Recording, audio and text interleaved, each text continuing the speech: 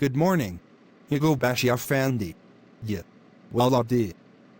Is it true that the company will distribute to its shareholders property dividends instead of cash dividends, or it is a rumor? Yaimdi Soki.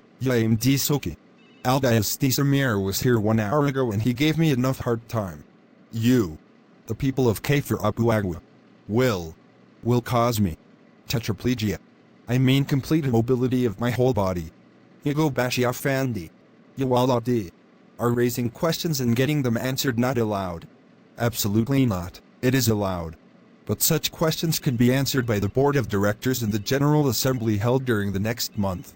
Without offense, Yaimdi Soki, we are an organized company that follows the laws and regulations. We are not a group of buyers riding tricycles on streets seeking to buy excessively used oils in which taamia, eggplant, potatoes, fish and others are fried, at 28 pounds per kilo. Yawaladi, we respect the company, but the Board of Directors may not have enough time to provide the details that we need to understand the process. We wish you to explain it in some detail. You are correct. Yaimdi Soki. The Board of Directors is certainly busy determining the daily rate to buy the used oil. Did you say anything, Yawaladi? No, not at all.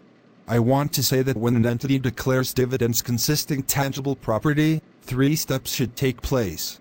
Step 1. The property is remeasured to fair value as of the date of declaration, and any gain or loss on remeasurement is recognized in the income statement. Step 2. The carrying amount of retained earnings is decreased for the fair value of the property to be distributed.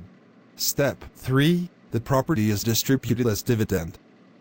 I appreciate. Would you give me an illustrative example?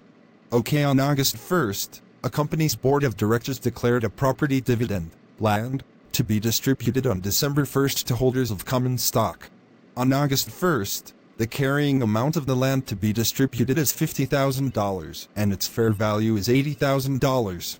How the 3 steps you did mention earlier can be applied to the data of the example given. There will be 2 journal entries to be made on August 1st, the date of declaration, and 1 journal entry on December 1st, the date of payment.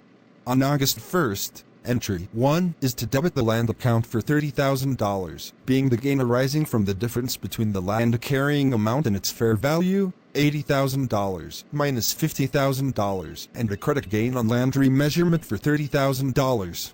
Entry 2 is to debit retained earnings account for $80,000, and credit property dividend payable account for $80,000. On December 1st, the journal entry is to debit property dividend payable account for $80,000 and credit land account for $80,000. Thank you, Yagobashi Afandi Waladi.